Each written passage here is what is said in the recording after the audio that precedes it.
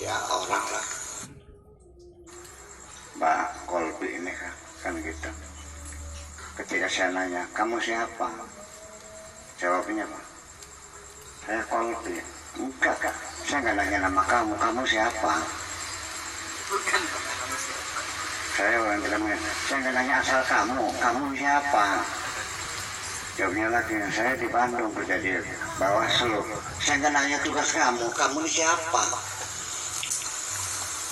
Ini ketika saya kamu siapa? Nggak ada yang benar jawabannya.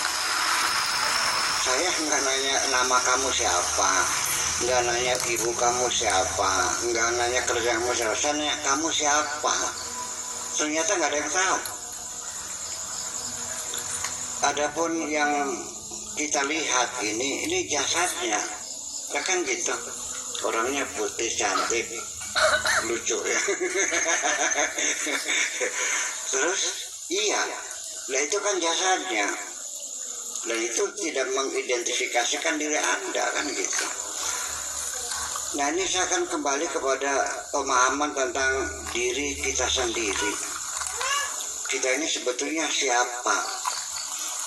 Ya karena zat manusia itu sendiri kan sesungguhnya ada di dalam diri kita. Jasad kita ini casing namanya, bungkus.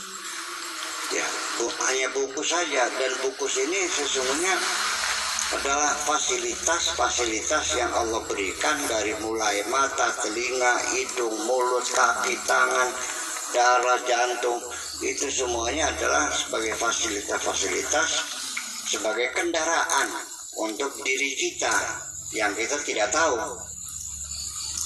Dan semuanya bekerja sesuai dengan perintah diri kita juga. Nah itulah makanya yang perlu kita ketahui bahwa sesungguhnya Allah ketika mengatakan wa idza sawaituhu wa nafakhtu fihi min ruhi, dan setelah bentuknya kusempurnakan, sudah ada mata, ada telinga, dalam artian begini, secara embriologinya bahwa ketika manusia itu sudah ada bentuk mata, bentuk tangan, jadi sudah memisah ya, dari lima kelihatan, kelamin nggak kelihatan laki perempuan, itu menjelang usia kandungan itu 4 bulan, kata dokternya begitu.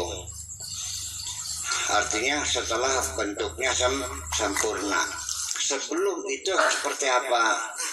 Zigot itu bentuknya pernah makan bakso enggak? Nah, bentuk itu tuh dulunya itu bentuknya kayak bakso, kayak daging digiling, dikembelin, nggak ada bentuk apa-apa. Nah, situlah sel-sel jantung berkembang perlahan.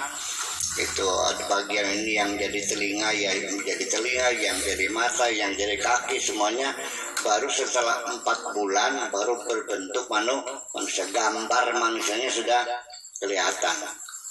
Nah baru di situ Allah meniupkan wa nafakhtu fihi min ruhi, dan disitulah zat kita ada di situ.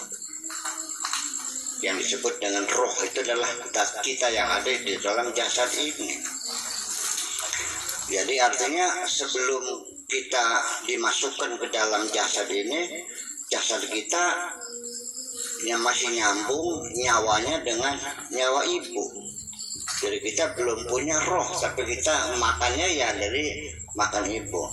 Nah setelah kita sudah dikasih nyawa, itu kita sudah independen, tetapi untuk makanan tetap melalui plasenta, melalui makanan ibu. Kalau ibunya makannya itu makan tempe, ya kita harusnya bukan tempe. Ibunya alkoholik, ya gitunya juga. Ibunya kegebalanya nonton dangdutan, nah kita juga ikut menikmati dangdutan. Nah buktinya begitu kita lahir masih 3 tahun, sekali mendengar dangdut kita bisa niru, karena sejak kecil mula kita niru. Makanya kenapa anak-anaknya musisi itu ya kan, ya, jadi musisi juga. Sebab sejak dalamnya itu darahnya mengalir dengan musik itu sendiri. Seperti itulah kira-kira. Nah, jadi nanti komposisi kita itu seperti itu. Selanjutnya gimana? Ketika kita lahir ke dunia, itu kita hanya dibekali dengan dua insting, yaitu emosi juga hanya ada dua, yaitu suka, nyaman atau tidak nyaman.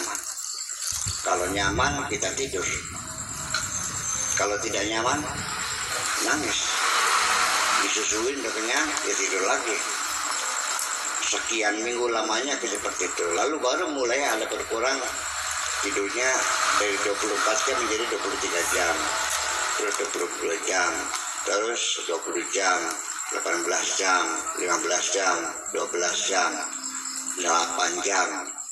Makin tua lagi seperti saya ini, ya tidurnya 6 jam, 4 jam udah cukup. Tapi kalau usianya yang masih muda ya bisa 8 jam. Kalau usianya masih 12 tahun ya 12 jam tidurnya. Jadi makin tua tidurnya berkurang. Nah, nanti dari insting itu sendiri kita di dalam menjalani kehidupan, di situ ada bagian-bagian penting dalam diri kita sendiri. Bahwa kisah setan iblis yang menggoda Adam itu, kita sekalipun tidak mengerti, tapi kita bisa merasakan bahwa di dalam diri kita ini ada dua insting, namanya insting of survive dan insting of destruction. Kata Sigmund Freud, artinya quwwah hasanah dan quwwah syirirah. Ada malaikat, ada setan. Jadi kita juga cenderung untuk merusak, tapi cenderung juga kita untuk mempertahankan hidup. Buktinya apa? Kalau kita marah suka mecahin pintu nggak? Mencet pintu nggak? Sama itu suka napok nggak? Nah, itu ada gitu. Jadi ada insting menghancurkan, insting mempertahankan hidup, insting of love, insting cinta kebencian. Itu di dalam diri kita itu semuanya ada.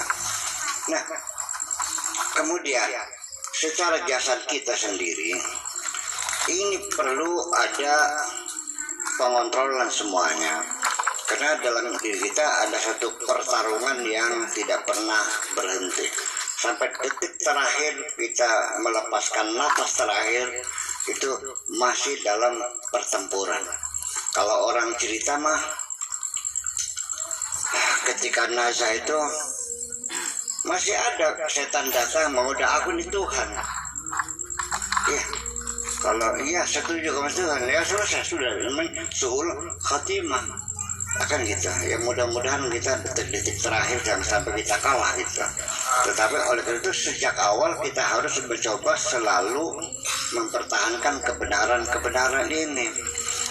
Gini, di dalam tubuh kita ini yang selalu perlu diperhatikan.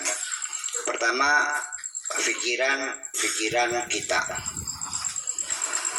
Artinya dalam hidup ini ada yang kita pikirkan, ada kesan, ada pengaruh, ya. Kemudian juga kita punya mulut, kita juga punya hati. Hati kita merasakan. Coba kita kontrol. Kapan hati kita menyimpan dendam? Kapan kita membenci orang? Kapan kita pernah menghasut orang? Ada orang warungannya laris, kitanya marah. Pernah nggak? Ada nggak anak tetangga dilamar orang, kitanya tersinggung? Ada nggak anaknya teman bisa sekolah ke luar negeri, kamunya marah? Itu hasut namanya. Ada orang susah, kita ikut iba. Ya, ada toleransi. Ada teman sakit, kita datang ikut menyampanginya. Ada orang mati, kita datang